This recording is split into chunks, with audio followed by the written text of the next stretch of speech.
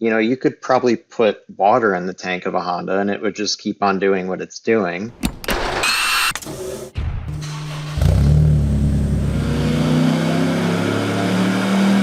On this episode of Tuned In, we've got Mike McGinnis joining us from Innovative Tuning. Mike has been a long-term friend of HPA, and he is a really smart cookie in the world of reflashing as well as aftermarket ECU tuning. In particular, he currently is working his day job as a chief calibration engineer for a popular reflashing platform. And in this interview, we get really deep into his background, into how he got into tuning in the first place, his development path in learning the process of tuning. We also talk about in depth the different technologies between reflashing packages and aftermarket standalone ECUs. This is one of the more common questions we get asked. Which should we choose? And unfortunately these days it's a bit of a grey area because there are a lot of crossovers where either option will work. We find out Mike's take on when you should be making that switch to a standalone and what factors you need to consider when you are making your choices. Before we get into our topic today, because we are talking obviously today about tuning, I just wanted to mention for those who have perhaps been hiding under a rock and haven't heard of High Performance Academy before, we are an online training school. We specialize in teaching people how to tune with our online video-based training courses. And with our courses, once you've purchased from us, that course is yours for life. You can rewatch it as many times as you like, whenever you like. It never expires. This gives you the ability to learn from the comfort of your own place, and you can also learn at your own pace. For those who go through today's interview and you want to learn more about tuning, we've got a couple of courses that are perfectly suited. We've got our EFI Tuning Fundamentals course. As its name implies, we'll teach you the fundamentals of EFI tuning, how the engine works, how the EFI system works, and what the ECU is actually doing, how the process of fuel and ignition tuning is completed. Moving on from there, we've got our practical standalone and practical reflash tuning courses, and as their name implies, the standalone course, perfect for those of you who want to learn how to tune aftermarket standalone ECUs. Reflashing course, perfect for those of you who want to learn how to reflash late model factory engine management systems. Both of those courses include a simple step-by-step process you can apply to tuning any engine, irrespective of the engine, number of cylinders, or the tuning platform that you are using.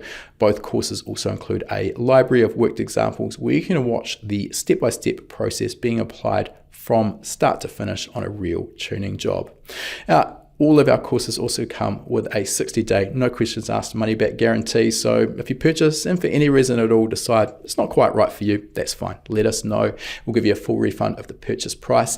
And as an added bonus for being a podcast listener, you can use the coupon code podcast75 to get $75 off the purchase of your first HPA course. We'll chuck a link in the description that you can use to get to those courses. All right, welcome to the podcast, Mike. Thanks for joining us today, Mike. Whereabouts in the world are you joining us from for a start? Austin, Texas, and thanks for having me, Andre. No problem. Let's kind of start at the start. You've had a lot of experience in the automotive tuning industry, and you've owned and run your own performance tuning workshop. How did you get started learning how to tune, and how did that passion develop? Sure, yeah. I'd say the passion developed a little bit before I needed to tune a car. Was watching, racing on TV, went to a couple IndyCar races. Late at night, if I was lucky enough, I'd catch WRC highlights back in the late 90s. And I'd say that specifically got me into Subarus, and eventually was able to get myself a 2002 Subaru WRX back in 2001 when they first came over to the States. And really how my tuning journey got started was I knew I wanted to modify the car, couldn't find anybody to do it, so I had to figure it out. That was the deal. Probably actually not too much different to how I jumped in the deep end, built a drag car, and really didn't have anyone locally I would trust to tune it. So it was kind of forced down the path of learning, and definitely dove straight in the deep end with that one. Yeah, I'd say, I guess my interests in schooling kind of lent itself to it. Had been into computers for a very long time, always into math and science. Had gone to school for information technology, and hey, I could build a website for my store, and I know kind of know how computers work, so let me try to figure this out. And at first it was just a neat challenge, something new to learn, and it facilitated going faster in my car, so that was a bonus. And Perfect. yeah, had a lot of fun doing it. A couple friends kind of saw that things were going relatively well. I hadn't blown the car up, and it was getting quicker, and so I would try to help them with their projects. And eventually, after playing with enough friends' cars, I felt comfortable enough to start working on cars for folks that I didn't really know, and eventually started my shop. Now, you just mentioned your sort of background skill set and how that lent itself to learning how to tune. And one of the questions we do quite often get asked, and this is normally from those who are sort of up and coming, maybe still going through school or looking at college options. What do you think are the skills that are really non-negotiables for a good tuner? Because obviously we don't have to be an IT specialist. You don't have to be able to build a website to tune a car. So what do you think are the skills that really are essentials? Sure. I think middle school math. So, I guess in the States, we would call it, grade five-ish. You're just before your teen years. You learn your basic algebra, Hmm. and I think you're pretty much set from that side of things. There isn't too much advanced math required of what we do. Eventually, if you want to get fancy with data analysis, certainly statistics come in handy, but most of what we do is addition, subtraction, multiplication, division, and that's really about Pretty it. basics. Yeah, right. So, basic understanding of math and numbers, being comfortable with basic manipulation of them. I personally find that pattern recognition is extremely helpful in tuning in terms of either looking at a table of data and trying to understand its flow, either from low engine speed to high or Sure. low loads to high, and especially looking at logs for patterns or outliers, things that will help you become not only able to tune the car but do so more efficiently. Yeah, And then that's a just good point. yeah, Something I hadn't really thought about that, but you do bring up a good point there with that pattern recognition. I mean, even if we look at a fuel and an ignition table in a well-tuned engine, typically we're going to see a consistent pattern with regard to load, and then a consistent pattern with regard to RPM.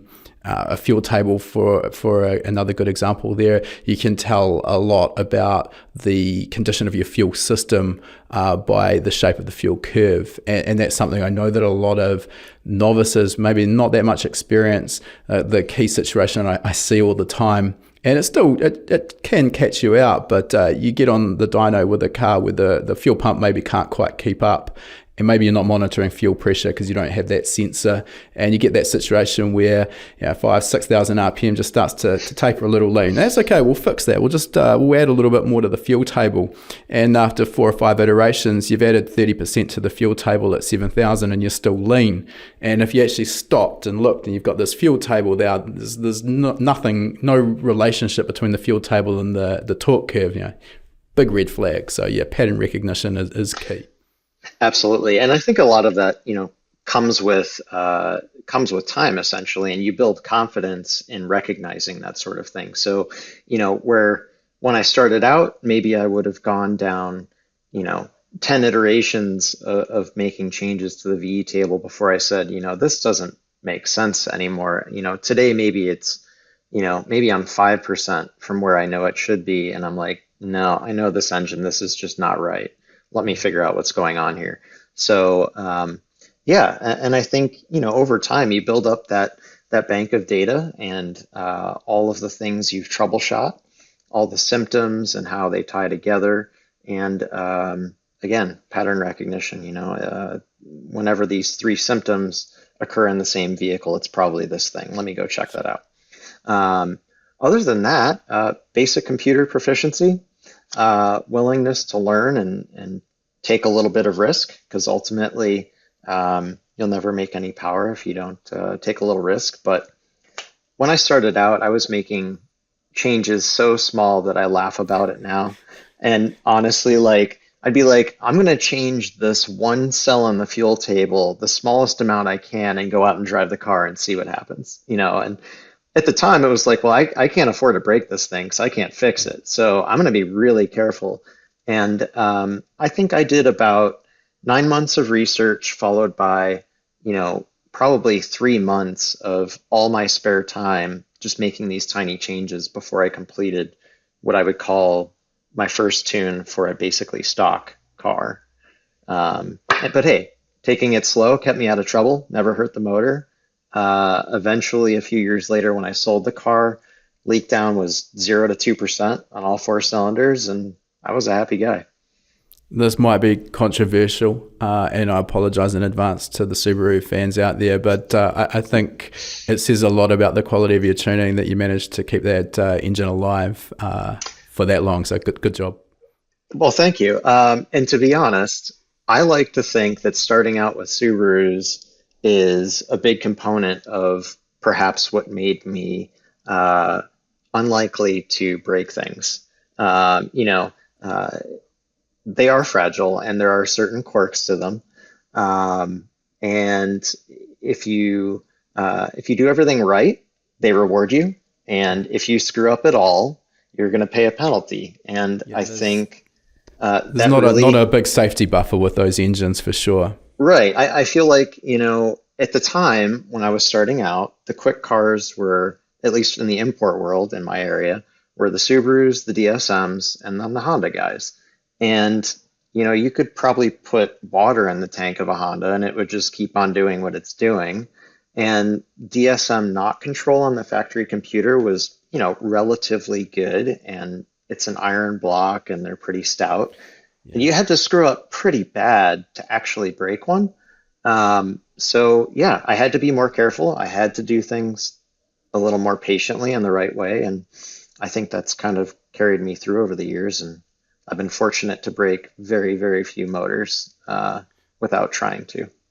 There's a bunch of stuff I want to dive in and unpack there because there's some real good little nuggets of gold in there. So let's just start with the Subaru engine because I've tuned my fair share of them over the years in various forms. And one of the common failures we see with the Subaru engine is a bearing failure, typically big end. And there's a variety of aspects that go into this. Obviously, some is lubrication related, but at least from my perspective, I see a lot of these failures are the result of excessive ignition timing resulting in knock. And basically, you've got that explosive force hammering down on the top of the piston, gets transferred down through the connecting rod and then into the bearing.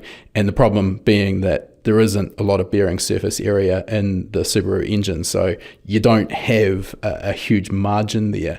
But interestingly, I don't know if this is a JDM tuning thing. Obviously, here in New Zealand, we primarily get the Japanese domestic market Subarus.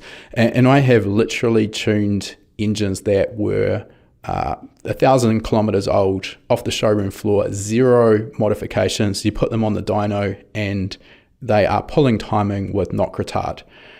And I mean, I see this with GM as well with their LS, LSA. It baffles me as to why a factory calibration is so aggressive to start with and reliant on, and this is on a good quality fuel, or at least as good as we can get in New Zealand. Does that sort of back up what you see with the US domestic market models as well? It does, yeah, certainly. And especially with the latest generation of direct injected turbo Subaru motors, which are higher compression and incorporate EGR system, which adds a significant amount of heat to the system while it's cruising. You see quite a bit of knock. On those, we also run into some false knock caused by the AC compressor clutch kicking on, which if you monitor it, you'll see a nice dip in feedback knock right when the AC clutch kicks on repeatedly. And, so we've got a combination of real knock and false knock on those. And, Subaru's technology has certainly advanced over the years, but they always seem to be somewhere in the ballpark of 5+ years behind a lot of the competition. And I think what they're trying to do, especially with the EJ engines, is really just keep alive this motor that's been around since around 1990, and put a band-aid on it here and there to meet the latest emission standards. So it's asking quite a lot at this point, and I think they have to push it right to the ragged edge of knock all the time just to meet those emission standards. Sure. Okay, that sort of segues nicely into another topic that I wanted to talk to you about, which was knock control. I've got a couple more bits I want to come back to, but let's just talk about knock control in general anyway. Through our courses and the 8 odd years that High Performance Academy has been around, I've been a big proponent of audio knock detection, and that really came from my 15 odd years running a performance workshop. And with very few exceptions, I would pretty much not tune an engine unless I had audio knock detection on it. There are some exceptions where are just known and proven over multiple vehicles that the factory knock detection worked and I could trust it. But I have had situations where factory knock control, this would be late model Mitsubishi Evo and Subaru, where we would either get false knock, as you're talking about, so that the timing is being pulled when knock is actually not occurring, which is safe but hurts our power, or the more dangerous situation, which fortunately I didn't see too often, where I could audibly hear knock occurring with my headset, but nothing's being reported. Now that's scary as a tuner, because if you're relying on that knock feedback on your laptop, you're not getting any. So, well, great, if it's still making power, let's feed it some more timing. And all of a sudden that doesn't end too well. What's your take on your own strategy with using an external audio knock detection system versus factory? Sure. I would say anytime I can have additional data, I'm all for it. So that's just kind of a general rule for me. If I can have that additional sensor, I will never turn it down. And I think in terms of when I use it, a lot of it comes down to the application and how modified the vehicle is. So if it's an application that I've tuned a great number of times on a very common mechanical configuration that's not heavily modified, typically it's something that maybe I'll investigate on one car for a period of time and then take that knowledge and apply it to the others, maybe in terms of dialing in the knock sensitivity as needed. But I probably wouldn't instrument each individual vehicle. And then if I'm dealing with a more of a one-off application, something more heavily modified, I love to have that. Some of it also, I think, comes down to the ECU that I'm dealing with and what type of signal processing and knock detection options it has. So for example, if I'm dealing with a MoTeC M1 and I can have 4 different frequencies monitored, and I can really get a pretty good picture of what's happening in that way without listening to it, I might go that route. Yep. And perhaps if I'm dealing with an ECU that's less capable in that department, then audio is all I've got, and I've got to use it. Yeah.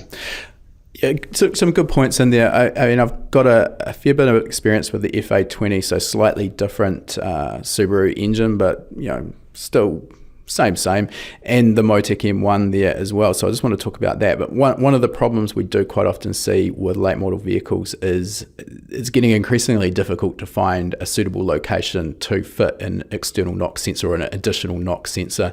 And if you want good results, ideally you want that knock sensor placed on the block and relatively close to the deck surface. And obviously that's just not always an option. So I think that can be where a lot of tuners maybe want to get a little bit lazy and sort of shortcut that because it's just too hard. But for me, again, with few exceptions, it's just a non-negotiable. Moving on to that MoTeC M1, and again, it's a platform I've had a lot of experience with on our FA20. We've had that computer in the car for probably 6 years now. And that was actually interesting because previously that had been tuned using a Plex knock monitor, and basically the complexity of the MoTeC strategy and the ability to really pinpoint individual frequencies, I actually managed to refine the ignition table quite significantly and make quite a bit more power thanks to that knock control. We actually found on that particular engine, it might be peculiar, we got a better result in terms of signal to noise ratio by using two different frequencies. One bank of cylinders actually responded at a slightly different frequency to the other. So when you're starting to get that granular, it's an exceptional technology and allows you to push the engine harder, and we get to that point where we may be running slightly different ignition advance on the different cylinders as opposed to an across the board. But of course, not all knock control strategies are created equal. So some of the systems, I think probably pretty much what you're alluding to, maybe I wouldn't trust quite so much. Is that sort of reasonable? Yeah, absolutely. And you brought up something that I found interesting with the M1, which is in the past, when I had tried to define the knock frequency I expected to see based on a bore size, I can calculate where I expect it to be, but on the M1, I'm curious if the frequency you ended up using was calculated that way or was somewhere else. Because I found on the GTR, that method didn't seem to work out so great. And I ended up having to kind of poke around and find where the noise was. No, I agree, actually. So, I mean, my applications with the M1, and they're not significant. Obviously, I don't do commercial tuning these days, so we don't have the exposure to all of the cars I used to tune. But first of all, I'd say that I think it's every single one. I end up at the second harmonic of the knock frequency. So let's say you calculate that out, and for those who aren't aware, the frequency that knock will occur at, that's important because it allows us to focus the knock control strategy just on that frequency and basically ignore all of the background mechanical noise that's occurring at frequencies everywhere else. So that really helps improve the system's ability to pick up knock and ignore the other background noise. So that's the first thing. There's a few factors that drive into that, but the primary driver really is based on the bore size. So there's a calculation that you can come up with that frequency, and let's say it works out to be 6.5 kilohertz. So typically, yes, you could use that, but there's a lot of noise at that frequency, and going to the second harmonic, which is simply double that frequency, or 13 kilohertz, that generally is going to give you a better signal to noise ratio. But I think what you're saying is what I've found as well. The MoTeC has 4 different frequencies that can be simultaneously monitored, and we might sort of start, if we calculate it, let's say it's going to be 14 kilohertz, we might start at 10, 12, 14, and 16, and purposely make the engine lightly knock, and then you can instantly see which of those 4 frequencies is giving you the better variation between that background noise and when knock occurs, and then you can sort of start diving in a little bit deeper, bringing those split points down. So, I've found that the calculated frequency is probably a good place to start, but you might not end up being exactly there. Sure, and I think your bank-to-bank example is a perfect one. If you're seeing in the same motor with hopefully the same bore size on both sides of the engine, that you needed 2 different frequencies to get the best reading, then that's a perfect example. Yeah. All right, let's sort of circle back to something you said earlier, which really comes down to your own experience learning on your Subaru and the fact that years on, the leak downs were still perfect. So this is something we quite often hear from the audience, from our members, and just generally when we post anything on our social media, is that we have to break engines in order to learn how to tune. I'm interested to hear your take on that, because I've got some pretty strong views. That sounds expensive, Andre. Doesn't it? Man, wow. You could get a lot of HPA VIP memberships for the cost of an engine, right? So, at the time for me, it wasn't an option to break it, like I said. So I had to be cautious, and that served me well. Being cautious and take your time, 9 times out of 10, you're going to be all right. If you're trying to tune something really heavily modified right off the bat, and you're on a standalone and you're starting from scratch, you've definitely jumped off the deep end, and I think you're putting yourself more at risk of heartbreak. So, I mean, my personal suggestion would be, if you can start with something reflash based, where you're starting with a factory tune that people spend a great deal of time and effort on, and your vehicle is ideally completely stock mechanically, start playing with that. You can learn so much on that setup, and if the car has decent factory knock control, without getting yourself into trouble. So I think that would be a great way to start. But yeah, I mean, I think you have to, maybe you have to break stuff to find the absolute limit of a motor someday. But chances are, if you push it really hard, you're going to break things far before where they should break, until you've really got a lot of time under your belt. Yeah, I mean that pretty much mirrors my stance on it.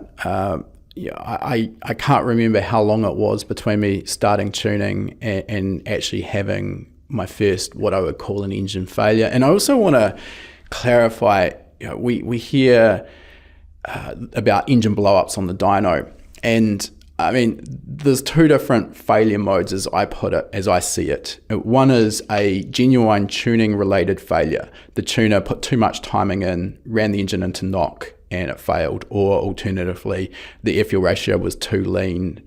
Those are things that, almost irrespective of the car or engine you're tuning, for a competent tuner, that is not something we should be doing.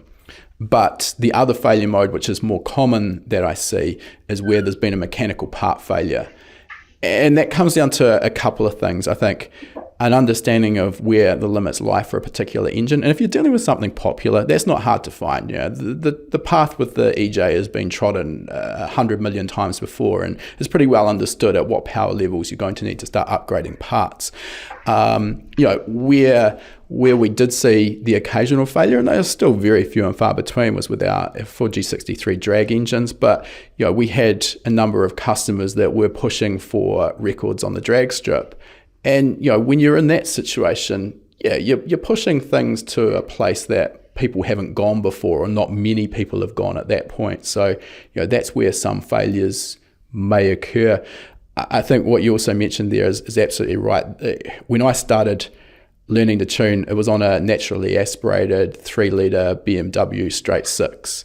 And I don't think I could have broken that thing no matter what I did. It's relatively low specific power level. It's not very stressed, so it's safe as houses. These days, availability of turbocharged engines where people can come unstuck is jumping in the deep end and trying to tune a 1200 horsepower 2JZ. And while I would say it is possible, your tuning window becomes so much narrower that you put a foot wrong and you're going to have a bad day. Yeah, absolutely. And I think that really segues into one of the most important lessons I felt like I learned at my shop, fortunately early on, which was, if something's over your head, just don't take it on.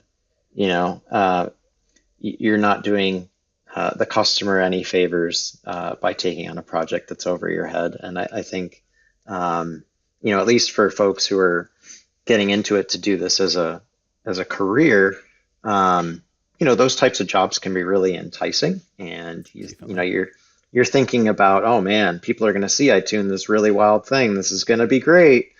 But if the result isn't positive, then you're not better off. The customer certainly isn't better off, and then really it's on your hands. So I think that's a great lesson, which is I don't want people to be fearful and never push themselves and learn and grow, but hopefully in incremental steps rather than trying to make big leaps into projects that are way beyond something you've done before, unless it's your own car. And that was what I always decided to do. If there was a new ECU I've never tuned before, I don't know anything about it, I'm going to put one on my car and I'm going to spend a week or two and I'm going to figure it out. Or, if I didn't know what the limit of the EJ25 was when that came out. So, and also, to be fair, I was tired of Evo guys saying, we can run 9s on a stock short block and Subarus are junk. So I'm like, well, I'm going to go do that. And first night out, ran a 9. So, and didn't break it. So, that gave me a more full picture of, when everything's right, when the engine's not overheating, when your charge temps are appropriate, you have the right octane, you have a proper tune on the car, these engines actually can handle quite a lot. They're just not going to allow mistakes. Yeah, yeah. Yeah, I think that really comes back to what we were saying before. I mean, you keep the thing away from knock and do your job properly, and it is going to reward you.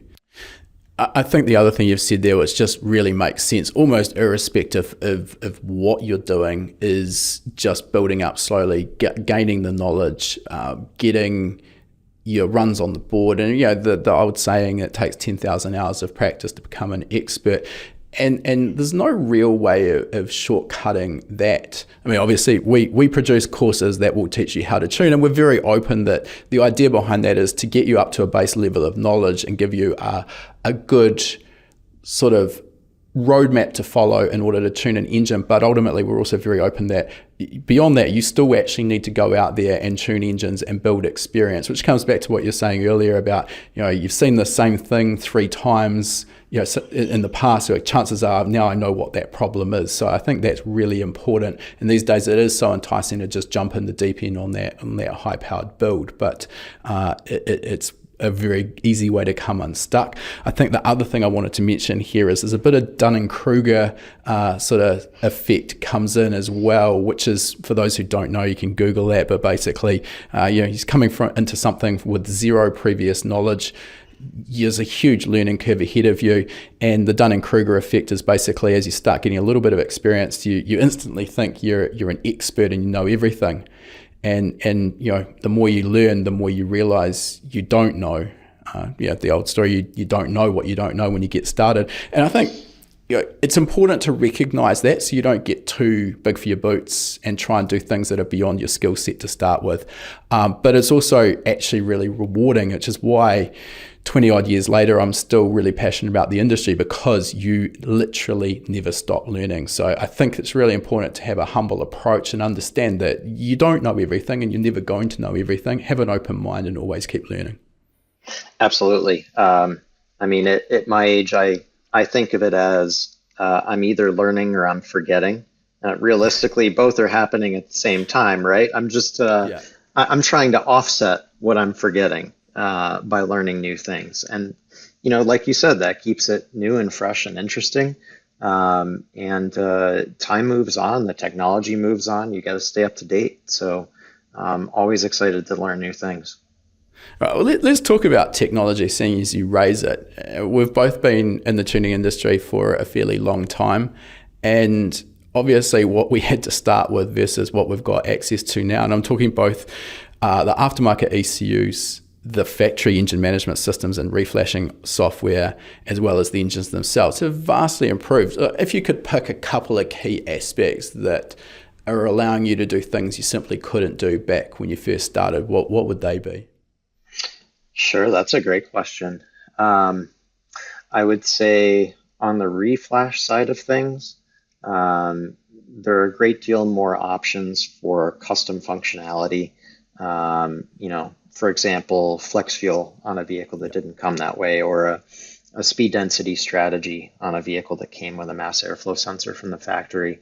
And those types of things are really open big doors for a whole lot of projects that would have required standalone ECUs in the past.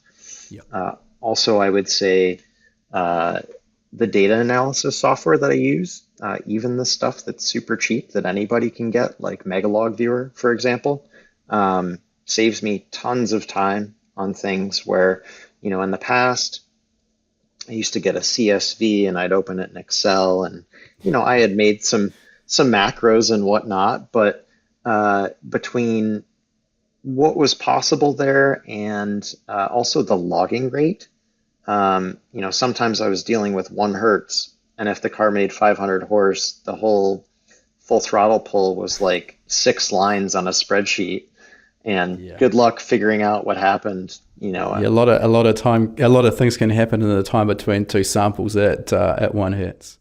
Yeah, absolutely. Other than that, I would say never being concerned with the amount of data I'm saving on my laptop. Just something as simple as that. I have all of the logs from all of the cars over a long period of time on my laptop now, and it's fine with it. So that's Yeah. been nice as well. And then in terms of standalones, I would say the hardware hasn't necessarily unlocked tons of doors, but advancements in software and firmware certainly have. I mean, just like I mentioned, custom code advances on Reflash on the standalone side, they're doing the same thing. And what's possible these days, like for example, on my car, I run pump gas in the stock tank and ethanol in a fuel cell in the trunk, and at a certain boost level, the system switches over seamlessly. Nobody could ever feel where or when it happened because it just works that well. And I didn't do anything magical. It's just built into the firmware. So that's the type of thing that really just wasn't possible with what I had when I started. Yeah, I'll add a couple there. I completely agree with everything you've said, particularly with reflashing, and I'll get into that in a bit more detail. I just wanted to add a couple of things from my own perspective that I've seen with the ECU, the aftermarket standalone world, which was for a large portion of my career, the bread and butter stuff that we were doing every day, is more inputs and outputs. The computers to start with were very, very basic in what they could control, and that's all they needed to be. But one of the big things is now just about any decent middle of the road standalone's going to either have onboard wideband controller or the ability to easily integrate with an external CAN-based wideband controller. So I tuned for years where we would have wideband data when we're on the dyno, and we would road test the car with a portable wideband meter, but that was it. The ECUs just didn't simply have the functionality unless you're looking at something super high end. And that works, but you don't have the ability for the ECU to then data log out on the road or the racetrack so you can see what's actually happening in the real world, and B, run closed loop fuel control as required to make those small alterations if something isn't quite right. So generally, at least my stance was I tended to err on the side of a little bit of caution, and if anything, you tune just a touch fat just to make up for that. Knock control, obviously another one very similar. We were tuning engines where we would use audio knock detection on the dyno out on a road test, but then you're kind of blind once the customer left the shop.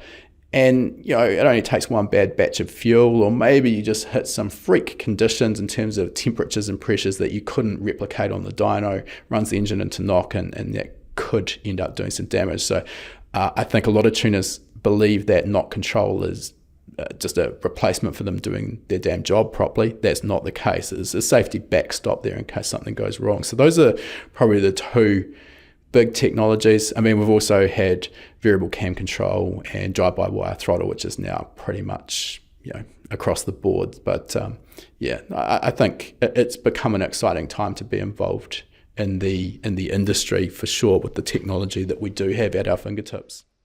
Yeah, I agree. And out of what you touched on, I'll just go on to say that the proliferation of CAN-based options has been incredible over the last few years. And I mean, the doors that opens up are enormous. And I think we're just really at the tip of the iceberg for what's possible with CAN. And tons of traditional analog devices are being adapted to provide data over CAN. And the ability to quickly and easily add on modular devices is just really exciting. I like particularly the fact that CAN, given that it is a defined protocol for communication, means that we're no longer locked into using all products from one manufacturer. And that can be helpful. I mean, it's pretty common these days to see a car with X brand of ECU controlling the engine and then a different brand of power distribution module, and the two seamlessly talking via CAN, and then both of those modules then sending all of their data to a third manufacturer's dash for logging and display purposes. So it is really powerful once you understand the requirements, and often as far as the tuner is concerned, is literally choosing the correct template from a drop-down menu, so it doesn't have to even be daunting. Absolutely, yeah. I think templating, plug and play solutions, all of these things bring these items to a broader audience. And it being an open format, like you said, it makes it enticing to a very large market. So there's quite a lot of suppliers that are producing CAN-enabled devices. And I know on mine, I also use that to expand the I/O. So as you mentioned, newer ECUs have more I/O. I still manage to max mine out, just add on a CAN-based expander, and I've got, 20 more inputs, and here we go. I can get all the data I want. It's great. Last thing I'll point out with the CAN-based inputs as well, and this is something that really frustrated me with wideband controllers that were analog based. And I had a number of vehicles back in the day before these CAN-based controllers where we would use something like, let's say, maybe an Innovate LC1 or later on the LC2, which would output a 0 to 5 volt signal. And they're so sensitive to ground offset that if you've got anything going on there, you just can't rely on the data. And particularly when it's something mission critical like air fuel ratio, you need to know that if you're seeing 0.88 lambda, that is actually what the engine's running. So yeah, when you go to a CAN based, the integrity of the data is guaranteed. We're not going to be influenced by these ground offsets that analog voltage controllers are so prone to. So I think that's really important, and it's very easy for people to overlook as well when they're making their choice.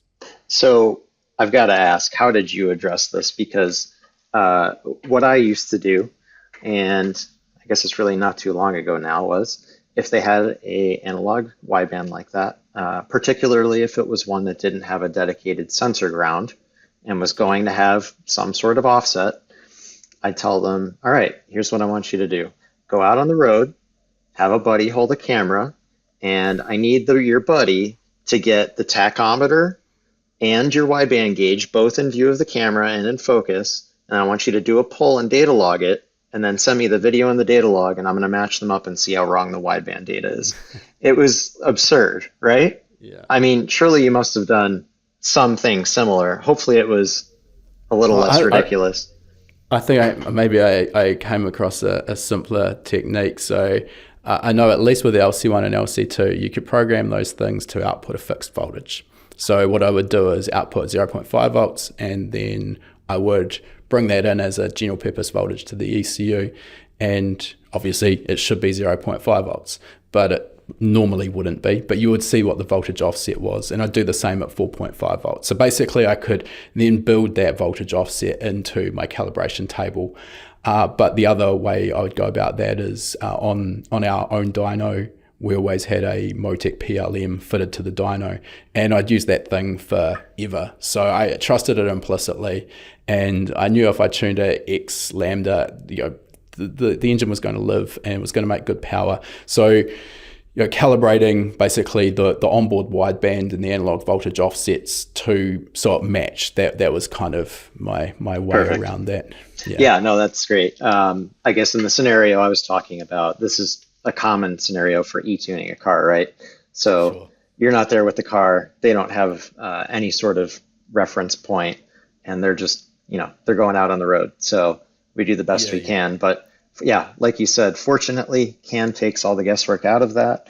As an intermediate step, some newer widebands came out, like AEM has one, for example, their X-Line, where they have a dedicated sensor ground, independent of the power ground. And when wired correctly, you can mostly rid yourself of that offset, but it's still just never going to be as good as CAN data. No, I mean, I think just understanding that ground offset is actually a thing and can affect it, because a lot of people will just blindly hook up the wideband and assume that it's giving correct data where it may not be. All right, let's move on, and I think a natural sort of next conversation is standalones versus reflashing. We've talked about both, and back in the day when reflashing first became a viable option, it was relatively limited if you wanted to heavily modify your vehicle. It was great for your basic bolt-ons, exhaust system, intake, injectors and a turbo upgrade. You could cope with all of that with relative ease. But if you wanted to get really wild with the system, that became a lot more complex. These days, as you've kind of already mentioned, you've got custom software patches where reflash manufacturers have rewritten the factory ECU code to provide functionality that never existed. You used flex fuel as an example, but launch control, no lift to shift, the list goes on. All of these are there, adding forced induction to naturally aspirated engines, which begs the question, where does the line now sit where a standalone is the natural option compared to reflashing? And I know that you've gone through this progression with your R35 GTR. So let's use that as a good example. What made you shift from reflashing the ECU using COBB to a full standalone on the MoTeC? Sure, yeah. In that particular instance, I knew I wanted to gather a large amount of data to use with partners in the project, like for example, Garrett Turbo. Now I certainly could have done that with a dash logger, but really, do I just want to look at the data or do I want to do something with it actively while I'm driving the car? And ideally I wanted to do that. Also, I had it in my head that I really wanted this dual fuel setup, which is a bit unique, but I like the idea of driving the car on the street, taking it to the racetrack, not having to worry about finding E85 all the time. And also, for example, I went to an event in Colorado for Grid Life Time Attack where they don't have 93 octane fuel. I had to put whatever they had in it, and I needed to make that okay. So I have two complete fuel systems on the car. They have one feeds the primary injectors, the other feeds the secondaries, and I can swap between the two seamlessly. So I ended up putting, I think, like 89 in the tank for that event. Still ran full power because I have E85 in a fuel cell. So that was one example. Another one is safety measures. And a lot of this comes down to your particular application. So for example, for the Nissan GTR, the R35, COBB has a great deal of custom features, probably more than are available for a lot of other cars. But eventually, you find you've got something you just feel like you can't live without, and maybe that's what puts you over the top. Maybe if you have a Toyota Avalon that you've decided to put a turbo kit on, you don't really have any custom feature options, or maybe no reflash-based tuning options at all. So you're going to make that transition a lot more quickly. So again, I think it comes down to a bit of what you're doing, a bit of what's available on the reflash side for that particular application. Yeah, I think that's reasonable. It's very difficult to put a firm line in the sand and say, this is the point where we must switch to a standalone. As you say, application specific. It depends what support is out there. And I think we also see, particularly when I was dealing with customers, we see a bit of creep in terms of what their aspirations are. So they get a car and initially it's like, we're just going to do some bolt-ons and that's it. So at that point, if you've got reflash support, it is 100% the cheapest and most cost-effective way of getting a tuning solution. In most applications, maybe I can't say everyone, but yeah, it's going to get the job done. You're going to get a car that drives really nicely, still in a cold start like factory, just easy for everyone. But then 6 months down the track, actually, I'm going to upgrade the turbo and the fuel system. Okay, cool. Well, we can still manage that.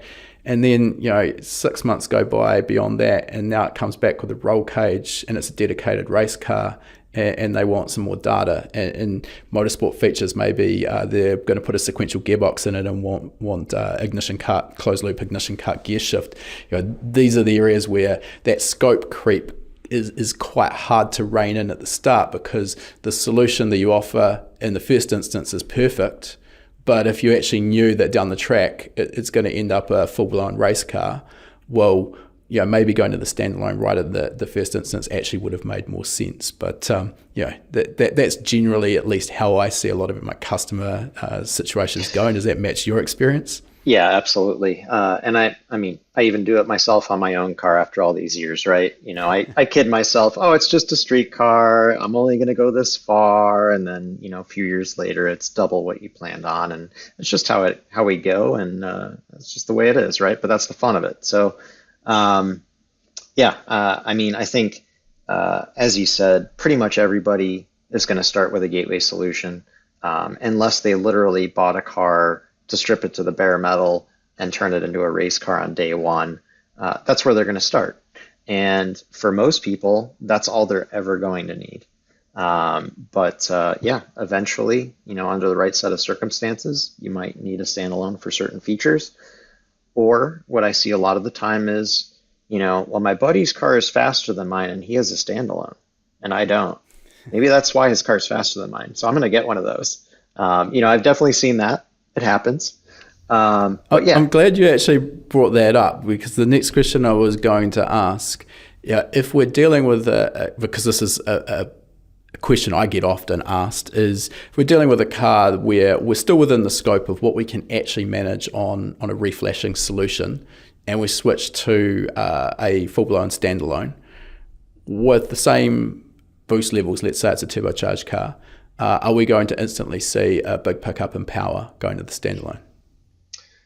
not unless you switch tuners or happen to make some other change at the time. No, I mean it should be exactly the same. And honestly, when I switched my car over, I effectively tried to copy my timing map over and make my VE table start reasonably the same. And sure enough, the car fired up and ran and drove similarly, as it should be, right? And I think that's one of those things that really reinforces foundational concept that all of what we're doing here with tuning should be mathematically logical and predictable, and there's really no reason why holding the injector open for X number of milliseconds on one computer should be much different from another.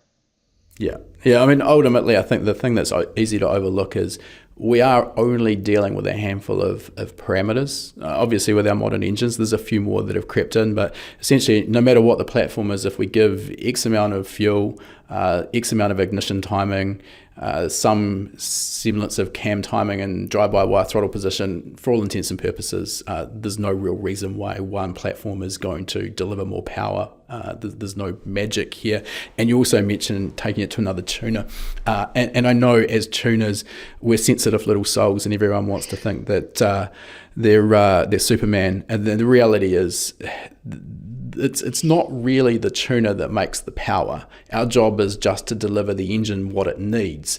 And the amount of power that the engine is going to make is defined by the mechanical setup of the engine. So we're just there to basically provide that. So the situation where you take your car to one tuner, get a tune and go somewhere else, and all of a sudden it makes another 200 horsepower. Well, that doesn't actually mean that your second tuner was a miracle worker. Probably they just did their job properly, and as long as they weren't cheating the dyno figures, probably means that the first person you took it to didn't actually know what they're doing. So really important, I think, just to highlight that. I just want to come back to this alternate fuel system. So you've got these two completely separate fuel systems, which I think is relatively unique. When you're doing this, are you switching fully from your pump gas system at a higher boost level to the E85 or ethanol tank and just running one system or the other, or are you basically staging in the E85 and using both systems? Sure. So there is a period of transition where there is some blending of the two, but it's actually pretty brief.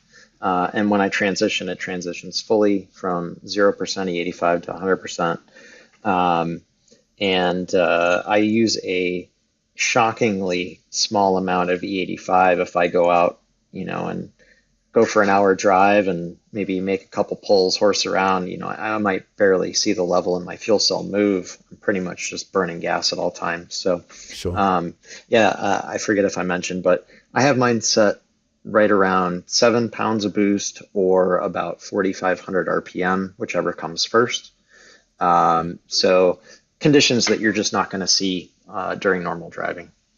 And even on the racetrack, if I'm doing a warm up or cool down lap, I'll notice the system's barely even coming in. From what I understand, it's not a system that I've actually used, the alternate fuel strategy myself, but that's also compatible with methanol fuel for your alternate fuel as well, isn't it? It is, yeah. And I ended up trying a series of 4 different fuels, tested some Ignite Red, and then 3 different ethanol products that VP Racing offers all in the car. And once you've tuned the car for one of them that you had correct data for, it's kind of like injector characterization, where if the data is right, you just change the fuel properties and the calibration, pour the fuel in the tank, and you'll be spot on target still. So again, you set everything up properly, and tuning is simple math, and it should be very predictable. And if something's not predictable, then something's wrong. Yeah, I couldn't agree more. I think it's always easy to overlook a base parameter, wonder why things aren't working right, and then try and bake in some fixes into your tuning. But yeah, again, it's just recognizing that pattern that, hey, wait up, something's not right here. This isn't what I'm expecting. Go back to first principles, figure out what you've got wrong rather than pounding away at the keyboard and trying to fix it the wrong way. Let's move on a little bit, and I just want to get into the future of tuning, and maybe more so actually even in a bigger scheme, the future of our motorsport industry and the aftermarket. Obviously, things are a little bit different depending on whereabouts in the world people are, but in the US in particular, we've seen the EPA really decide to laser focus on the automotive enthusiasts and the performance aftermarket, and there's a lot of shops being fined for emissions deletes and things like that. And obviously, it is getting harder and harder to dramatically modify cars, and this is also coming into with a full-blown dedicated race cars that will never see the street are going to become illegal. I know through your work you've been involved with producing emissions legal components that are CARB exempt. So can you talk to us about where you see the EPA going and emissions requirements in general, and how that's going to impact us? Sure, yeah. I think one thing to talk about first, just to get it out of the way, is I've seen some comments online, and obviously there's a lot of frustration surrounding this because it might be interfering with people's hobby. But individual politicians and administrations aren't really responsible for what's happening. So I'll just get that out of the way and say that this has kind of been a progression that's happened over a period of many years, multiple administrations, and I don't really see it going away. So we really need to learn to just work with it rather than, putting our head in the sand. So what I've been involved in terms of trying to do that is, as you said, emissions compliant calibrations. And in the United States, in terms of pleasing the EPA currently, one of the best ways to do that is to get a CARB. And a CARB is an executive order. It is not a certification. It is not an approval. It's essentially an exemption from prosecution. So it doesn't give you the most warm and fuzzy feeling, but effectively it says, we've determined that as we see it today, this product or calibration or combination of the two meets a standard that we're okay with, and we're not going to prosecute you for selling it. And the EPA's stance on that is essentially, if it's good enough for CARB, it's good enough for us. So on the plus side there, you go through the steps in the process, you satisfy CARB, you get that EO, and you've done your homework essentially for both regulatory bodies. You don't have to do a whole separate process to please the EPA, which does streamline things a little bit. And CARB is also kind of working through their processes to try and improve them and streamline them as well. So, yeah. Sorry, I'll just stop you there. So for those who maybe are from outside of the US, so CARB, at least as I understand it, is California Air Resource Board. And it seems like the state of California kind of took it upon themselves to be the leaders in terms of emission standards and brought in this CARB basically regulation. So what you're saying there is, at the moment, that's the most stringent, but if you meet that, then the EPA is basically saying, well, hey, if you're good enough for California, you're good enough for the rest of the states of the US. Exactly, yeah. So I imagine part of the impetus for this whole organization and what they do in terms of automotive has to do with the smog in Los Angeles, right? So Sure. if you've ever been to LA, it's awful. If you haven't, take my word for it. Don't visit. Save a trip, yeah, go somewhere else. Um, no, but really, they had a problem. They had to come up with a solution, and whether we agree with the methodology or not, they're trying to do the right thing. And Yeah. yeah, effectively, they put all the time in to figure out what are reasonable standards. What's the process going to be? And I imagine that took quite a lot of people, quite a lot of money. So other states aren't too keen to go out and spend that money for themselves. So they're Adopt sitting, something that's already proven and working. right, exactly. So they're sitting back and saying, well, look, California seems to have something figured out. And based on that, a few other states have now said, you know what, we're not going to bother. If the product is okay with CARB, it's okay with us. And in those states, you're expected to have the EO to sell the product there, not just to satisfy EPA, but to satisfy the state as well. And the number of states that are adhering to what CARB has assigned an EO to is growing. And I suspect that that will continue. And I certainly don't know much of what goes on at EPA behind closed doors, but I don't get the feeling they're in any hurry to come up with their own process. I think they're pretty keen to let CARB keep doing their thing. Yeah, okay, makes sense. I think it's basically a case of, don't hate the player, hate the game. This is the game we're now playing, and these are the rules that we're playing by. So you can get angry about it. As you said, you could go put your head in the sand. But it's not actually going to change anything. So let's embrace it and learn to work with it. But I think it's also important to understand that working within those EPA or CARB guidelines, not every engine is actually going to be able to be compliant, are they? Like, you take your EJ20, for example, and go and put in a set of wild cams and go and put a big turbo on it, and no amount of tuning or tinkering is going to get that thing to be emissions compliant, is it? No, I totally agree.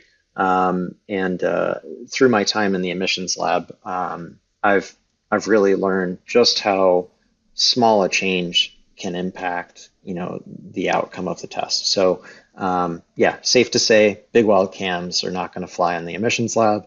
And the option for folks like that is, actually turn your car into a race car.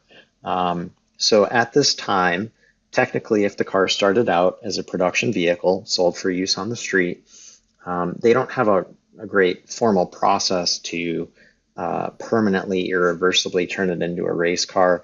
But from meetings I've been to in person or webinars with folks from EPA enforcement, they've effectively said that we're not, we're not looking to get rid of the guys who are actually building a race car that they drive like once a month, for an hour around a racetrack. That's, they're trying to do the most good they can with the resources they have, and based on that, they're going to try to enforce on high volume of vehicles being driven daily on the road. So the RPM Act is an attempt to formally make it legal to have a race car modified any way you see fit. Never drive it on the street, only drive it off road on a racetrack. And I would love to see that get passed just to protect racing and motorsports in general. But I think the important thing to understand there is that that's really focused on actual competition use vehicles and not a street car that also gets driven at the track on the weekend. So yeah, for those cars, we still need to play by the rules. And yeah, as time goes on, I'm excited to see just how far we can modify cars and get a good result in the lab. Recently, had a test on a car with the ID 1050X injectors, passed with flying colors in the lab, emissions similar to the factory car. And, I think with the right parts and calibration, there's a great deal possible. So we're just kind of scratching the surface of how far you can modify a car legally, and I think we'll keep going on with that.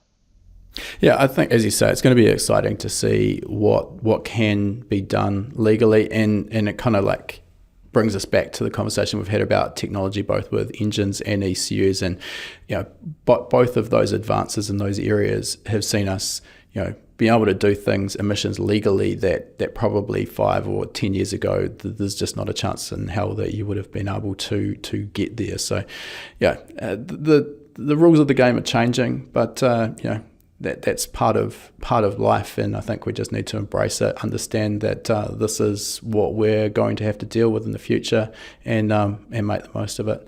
And certainly still a pretty exciting time to be an automotive enthusiast as far as I'm concerned. Look, Mike, I think we're getting a little bit long here, so I want to be respectful of your time. So I think we will start to wrap things up. It's been a really great chat so far. One of the questions we like to ask all of our guests is, looking back over everything you've done in your career, where you are now, if you could talk to a younger version of yourself before you started down this journey, is there any advice you'd give yourself to maybe fast track that journey, avoid maybe some of the potential pitfalls you've seen? Sure. I would say go back in time and convince Ben and Andre to start HPA sooner. Right. Now, I mean, honestly, the biggest thing for me was finding quality information on engine calibration was very difficult when I started. And as I think back on it, even a few years in, I realized some of the books I've read had some actually pretty significant errors in them, based on things I later figured out. So yeah, I wish I had more access to perhaps a mentor, since information wasn't super readily available on the internet or in books. I wish I knew who the right people were to maybe, go spend some time with them, and learn from what they've learned. But on the plus side, I get to do that for a few people now, and it's tons of fun watching friends of mine, get in tuning their own cars and giving them little tidbits on the way, but kind of seeing them go through that journey and how much fun it is. No, I appreciate the free plug there, Mike.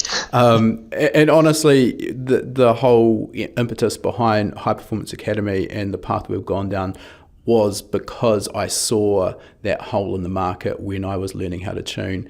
And these days, with the advent of the internet and forums and Facebook, there's much more information out there than when I was learning. That was very sparse by contrast. But now the problem is actually almost the opposite, in that you've got an oversupply of information, which unfortunately 98% of the time is questionable or hard to trust. So that's what we've tried to create, and I back myself. I think we've done a pretty stand-up job. But it would have fast-tracked my journey, and I appreciate that you've mentioned that. I also just want to mention as well, it just comes back to what I was saying about the Dunning-Kruger effect and never stopping learning.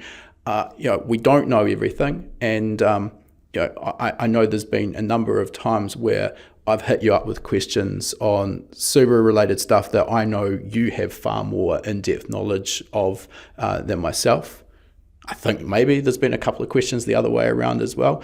And, through my professional network of all of the people I meet, there's always this to and fro with information and questioning, because, again, no one can know everything. These are complicated vehicles we deal with, complicated electronics. So, understand that and build that network and leverage it. It's probably, we'll finish with that. Yeah, I think that's a great point, and I'm going to throw that in as my pitfall, since you asked for one a moment ago and I wasn't able to provide one. So pitfall would be being afraid to ask for help, because it might make you feel like you're showing that you don't know what you're doing. or being afraid to lend help because, you're afraid a competitor is now going to steal your customers with that nugget of knowledge you've just given them. Help each other out and, support and applaud good works of other tuners. It has served me very well because someday you're going to need help, and having those friends out there who have that information to provide you is invaluable. Will save your bacon. Definitely. And I think in the tuning industry, more than many others, we do suffer a bit from tall poppy syndrome. So breaking that down and just leveling the playing field, there's enough customers out there for everyone. Last question for today, Mike. If people want to reach out or follow you, how are they best to do that?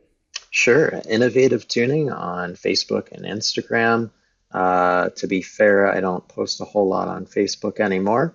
Or you can go to innovativetuning.com. Perfect. Thanks so much for your time today, Mike. It's been a really interesting chat. Appreciate it. Great chatting to Andre. Thanks for having me.